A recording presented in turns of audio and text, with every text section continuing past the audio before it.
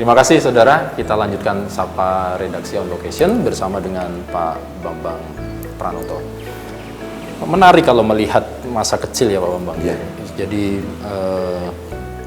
dari sampai ke sekolah SMA dan mendapatkan 3 nilai yang disiplin itu yang menjadi menyerap dan itu membentuk karakter seorang Bambang Pranoto sampai hari ini, luar biasa. Nah, kemudian punya mimpi tadi Pak Bambang, mimpi besarnya menjadi orang-orang yang seperti itu. Jalannya seperti apa Pak mengarah? Ada upaya mengarah sana? Pengalamannya bagaimana? Ya, jadi saya orang yang percaya kalau saya mimpi pasti akan dikasih clue di depan saya. Oke. Saya punya pengalaman kecil pada waktu itu mimpi pengen nonton bioskop, ya. Karena saya masih di bawah umur, kan? Nggak boleh. Dan saya tidak pernah diberi uang oleh orang tua saya untuk nonton bioskop karena bioskop itu 17 tahun ke atas kan. Betul. Saya pengen mimpi. Gimana caranya saya mendekati mimpi nonton bioskop itu? Saya simpel aja, berdiri di depan pintu masuk bioskop. Oh ya? Ya kan. Dan nggak tahu bagaimana siapa yang dorong saya, tapi saya akhirnya bisa masuk di dalam gedung bioskop itu. Dan menonton film. Ya, dan menonton film dan menikmati. Jadi kalau kita memang punya mimpi, bukan kita harus berencana dan sebagainya. Kita mendekatkan sumber mimpi itu di mana sih? Kalau Anda pengen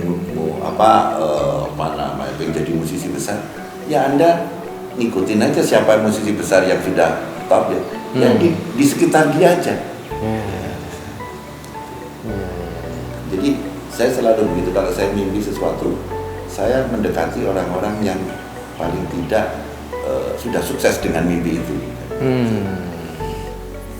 Seperti pada waktu, kenapa saya masuk Philips ya? Karena Philips itu perusahaan elektronik nomor 5 terbesar di dunia. Betul. Ya, dengan punya kantor hampir di seluruh dunia. Pegawai hampir 1,5 juta. Kan. Ya, saya daftar aja di Philips. Kemungkinan saya untuk naik ya kan itu akan jauh lebih mudah daripada saya misalnya kerja di Panasonic lah pada waktu itu kan. Makanya saya pilih Philips. Dan memang betul sejak masuk Philips ya karir saya bagus. Karena memang perusahaan itu trainingnya bagus, semuanya bagus, remunerasinya juga bagus dan produknya, range of produknya itu. Dari situ saya belajar banyak dari segi teknikal maupun dari segi manajemen. Bahkan saya disekolahkan sama Philips. Itu jadi caranya mendekati impian itu bukan dengan merencana berkayal-kayal, tapi mendekati source-nya. Biar ada frekuensinya, Ya, nyenggol-nyenggol ya Pak ya. Kalau kita mendekati frekuensi itu kan ya akhirnya tergulung sama itu kan, dan akhirnya naik. Itulah cara saya. Baik, jadi kan saya pernah membangun boleh dikatakan semacam production house. Ya. Film, kemudian bekerja sebagai karyawan Philips, sampai boleh dikatakan sudah di top lah tingkat manajerial ya Pak ya, dengan finansial is okay, posisi is okay, mungkin jaringan okay. Akhirnya itu harus ditinggalkan. Why Pak? Apa yang terjadi? Ya. Kenapa? Tidak sesuai dengan cita-cita saya. Saya kan harus melakukan sesuatu yang berguna bagi orang banyak dan berguna bagi saya. Nah, kalau saya kerja di sebuah perusahaan, saya harus berguna bagi perusahaan. Gitu. Kontribusi saya kepada masyarakat kecil. Jadi idealisme saya yang saya ingin membuat semacam komunitas yang membuat komunitas itu sejahtera semakin jauh. Ya saya sejahtera, perusahaan sejahtera, tapi saya tidak punya komunitas karena yang saya sumbangnya adalah perusahaan, bukan komunitas. Ya. Terus saya pikir-pikir juga justru karena saya sangat berhasil di perusahaan itu, kok saya itu malah jadi makin tertekan. Karena perusahaan selalu mengejar, misalnya saya sampai level 10, dia minta saya di 12, sampai 12 dia minta saya di 13 dan seterusnya dan seterusnya. Ternyata secara fisik itu sangat berbahaya buat saya. Jadi Jadi saya banyak alergi yang sebetulnya nggak perlu alergi. Misalnya alergi naik pesawat. Karena terlalu sering naik pesawat jadi kayak orang bingung gitu, sakit perut, pusing dan segala macam. Terus alergi lapangan udara misalnya, itu masuk bandara atau alergi hotel. Karena saya begitu sering masuk hotel tanpa merasakan, karena hotel itu hanya cuma buat naruh kepala aja, di situ kerja. Nah, itu saya pikir kalau saya begini, ya kan mungkin nggak sampai 50 tahun serangan jantung saya harus memutuskan untuk keluar dari lingkaran itu. Walaupun banyak risiko. Karena bagi saya kan risiko itu kita sudah belajar dari itu kan. Just the flow. Ya, kita sudah belajar berani. Keberanian itu ya salah satu unsur yang diberikan ke besar. Akhirnya saya keluar aja. Dan saya tidak tahu setelah keluar mau apa. I see. Nah, ini kan menarik. Jadi kemudian seorang Bambang Pranoto akhirnya melahirkan, boleh dalam kutip, menciptakan sebuah kutus-kutus. Apakah ini memang mimpi besar? Hal ini yang memang jadi tujuan. Sudah selesai sampai di sini. Memang aku sebagai seorang kreator, aku sebagai ini. Apakah demikian, Pak, bentuk wujudnya? Ya, jadi kutus-kutus itu kan hasil dari kecelakaan. Oke. Tidak ada perencanaan, tidak ada pemikiran. Saya mengerjakan sesuatu yang berhubungan dengan kesehatan itu jauh dari aim saya. Oke. Kan tadi ada tokoh namanya Einstein sama John Lennon. Betul. Ini nggak ada hubungannya sama kesehatan. Memang saya ada juga Louis Pasteur, salah satu tokoh yang saya suka. Tapi jadi ini purely hasil dari kecelakaan karena saya lumpuh. Pada suatu saat, pada suatu waktu itu saya lumpuh, begitu ingin menyembuhkan diri itu kok jalannya itu panjang banget. Baik jalan itu cara tradisional maupun cara modern. Nah, akhirnya saya menemukan cara saya sendiri.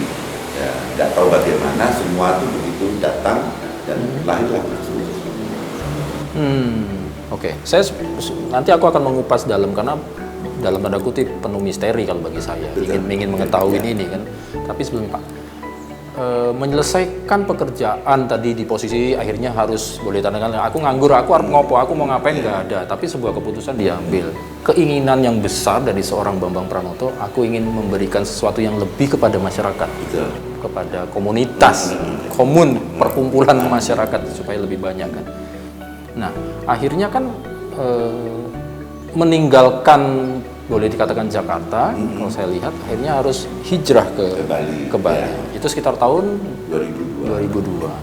Apa yang dilakukan di Bali pada waktu itu, Pak? Sedikit cerita. Iya, jadi 2002. Saya datang ke Bali dengan kepala kosong, hati kosong, semua kosong. Karena waktu 98 pada suatu malam, itu saya semacam diberi refleksi tentang Indonesia. Bapak posisi di mana 98? Di Jakarta. Oh, masih di Jakarta. Saya itu tidak sengaja akhirnya membuat musik.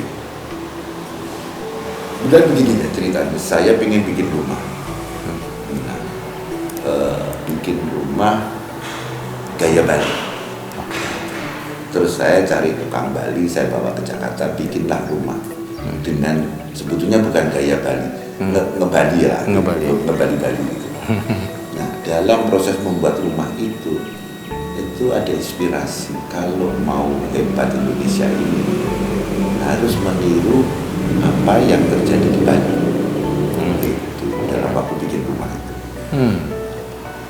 Sambil bikin rumah, saya tuh bikin musik dengan tukang-tukang Bali. Dari Bali. Ya, jadi kalau siang mereka kerja, kalau malam tanding sama saya. Nah, lahirlah album yang disebut The Road to the Morning of the World. Oke. The Road to the Morning of the World. Jadi kalau Anda mau dapat pagi harus pergi ke Bali. Jadi terinspirasi bahwa Bali itu adalah sebuah bank ide, konten, ilmu dan sebagainya yang kalau itu kita bisa mewujudkannya, itu akan membuat Indonesia akan menjadi hebat. Karena kenapa? Karena semua ilmunya Majapahit secara tidak langsung itu dipindahkan ke Bali. Nah, sementara di Bali tidak ada yang mempelajari, ya kan? Kita sekolah ke Amerika, padahal Bali itu penuh dengan penuh dengan ilmu, walaupun itu ilmu bukan kasat mata sebuah institusi atau tapi inspirasi. Nilai-nilainya. Nah, nilai-nilai inspirasi, dan itu saya buktikan di Kutus-Kutus. Begitu saya di Bali, ya kan, saya sakit, inspirasi itu kayak datang dengan sendirinya. Gitu. Dan saya percaya bahwa itu bukan ilmu saya, itu ilmunya leluhur kita Majapahit dulu, dan dari situlah muncullah Kutus. Menarik ini ya, luar biasa. Jadi memang tidak serta-merta ya Pak ya. Tidak. Jadi ada proses, ada sebuah penyelenggaraan naik turun dan bahkan harus sakit dulu dalam tanda kutip. Dan filosofi. Orang lupa, banyak orang hebat itu dapat ilmunya di Bali. Ya, kan Margaret Mead itu mbahnya ilmu sosial. Waktu dia nulis buku yang akhirnya dia dapat Nobel itu di Bali. Oleh McPhee yang memberikan inspirasi musik modern itu di Bali. Terus yang terakhir lah Pak Made Wijaya itu membuat taman gaya Bali yang akhirnya seluruh dunia. Makanya sekarang seluruh dunia tuh kalau bikin taman tuh nggak bentuknya tuh lurus nggak, tapi seperti hutan. Itu juga dari Bali. Inspirasinya dari Bali. Jadi Bali telah menginspirasi banyak orang. Cuman kita nggak tahu bahwa itu datangnya dari Bali, karena yang pakai adalah orang asing. Nah, bangsa kita justru nyari ilmunya kemana-mana dari luar. Ya, saya bilang disinilah saya terima kasih karena saya berani ke Bali dan diberikan hadiah. Baik. Waduh, keterikatan dengan Bali, Kutus-Kutus tidak pernah lepas dari Bali ya Pak. Nanti kita akan bahas Pak sedikit tentang Kutus-Kutus ini, misterinya, kenapa namanya Kutus-Kutus, kemudian berawal dari mana Pak ya. Kita bongkar dikit boleh Pak Bambang ya.